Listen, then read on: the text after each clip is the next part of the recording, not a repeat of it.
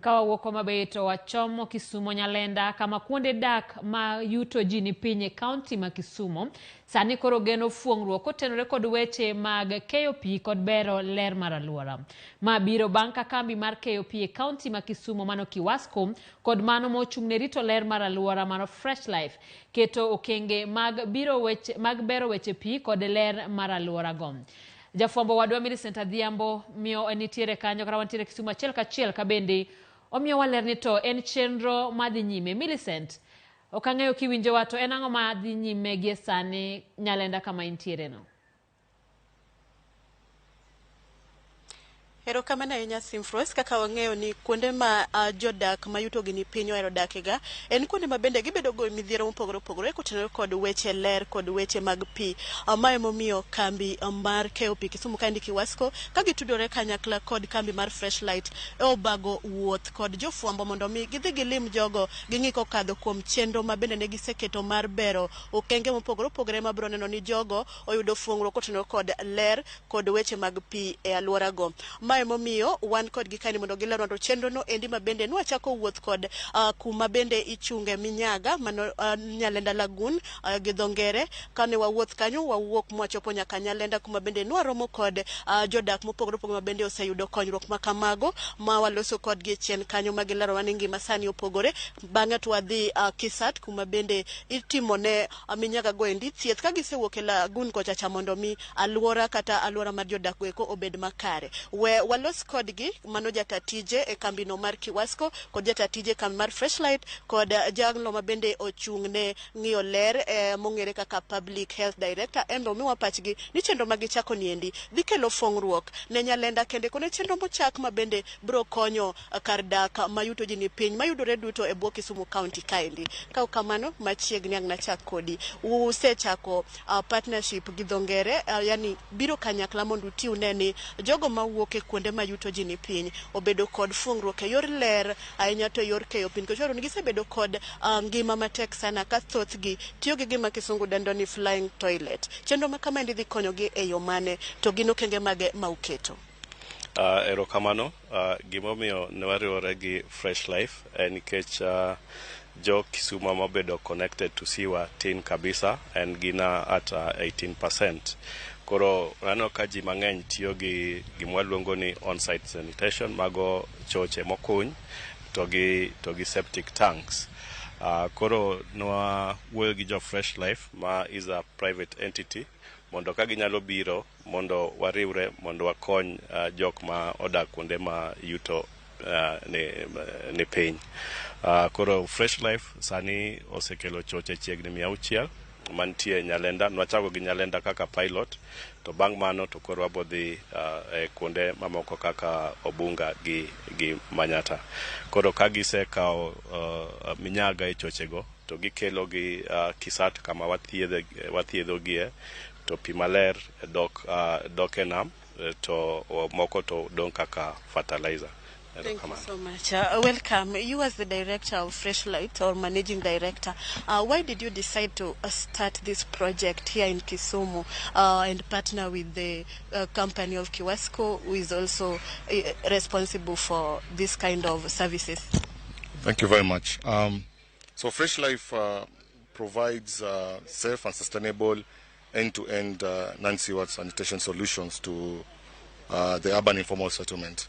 So one of our growth plans is to go, because we started in Nairobi. We are in about 10 informal settlements in Nairobi that is having about 150,000 people per day.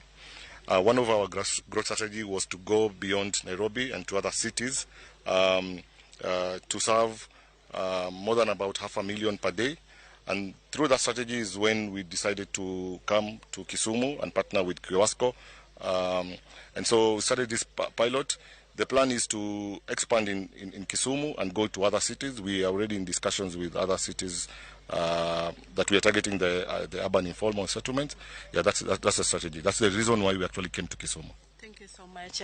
Director, inyalo ng'iyo kamera kacha. In kaka jogo mabende ochung' gimoro amora ma itimo wedo hotel ng'ato ka dwa chako. Weche mochung' ne ng'iyo ler mar aluora e city ma Kisumu kata boma ma Kisumu kaendi. Wach makoro chak ma ida kony godo jogo ma yuto gi ni piny modak kuonde mongore kaka Nyalenda Obunga. Inyalo wacho ang'o to bende ineno ka en chenro makare madhi kelo ne jowa fuong'ruok mosiko mondo mi kata gibende gidak kuonde go eko to gimbe giyweyo muya maler kaka jomodak kuonde ma ji oneno ni yuto ji ni malo. Erokamano maduong' ahinya kuom thuolo mokaw niendi. Yuto mar joma nitiere piny en gima timre e bombe mang'eny.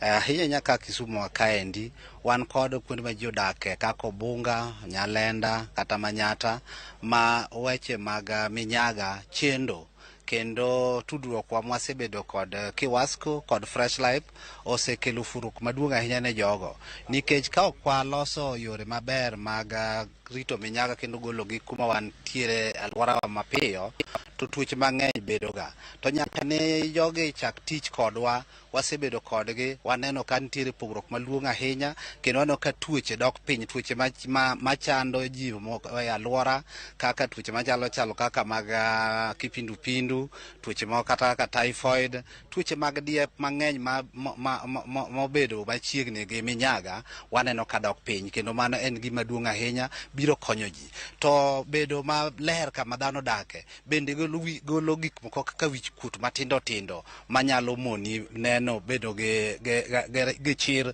kaka dhano. Koro mano watemo matek nikech kwaseno kaka Fresh Life tiyo. Fresh Life osebedo ka chochgi go kata kidhi Nyalenda gin kamoro amora kendo ji tiyo kodgi kendo wan bende kwawuotho wanyiso ji ni mondo girit ler kuonde ma gidake to mano osemiyo gibedo maber kendo waneno ka chenro ma kamano onego dhi mbele o kata kanyo kende to onego dhi kamoro amora e Kisumu County nikech Kisumu County kaka wan joluo wadwa bedo jok maler kendo wabedo jok mantiere kod chir to gi chia.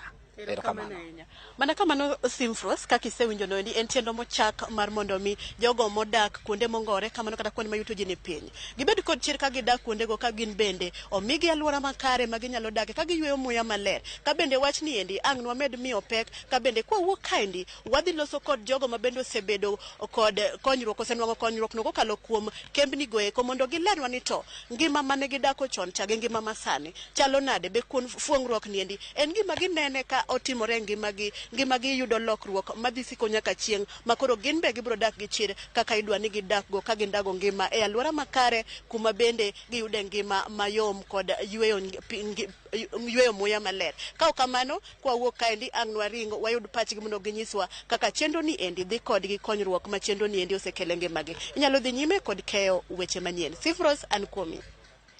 Erokamano ahinya Millicent kendo kuom twak machalo kamano kaka iwacho ni pod ibiro twak kodgi no dwaher mar ng'eyo ni to bende en gino mabiro dhi nyime kuom thuolo malach. Wang'eyo ni kuonde ma ji yuto gi ni piny ng'enyne onge chenro makare mag wito minyaga kata kamano ang'eyo ni kuom twak no ang' ni winj ni to gin gi chenro manade maneno ni kata jogo kowe pod gibiro dhi nyime kod dak e aluora maber kendo yudo pi maler. Ka kamano wadhi nyime kod weche manyien gi. Duol matayo yiere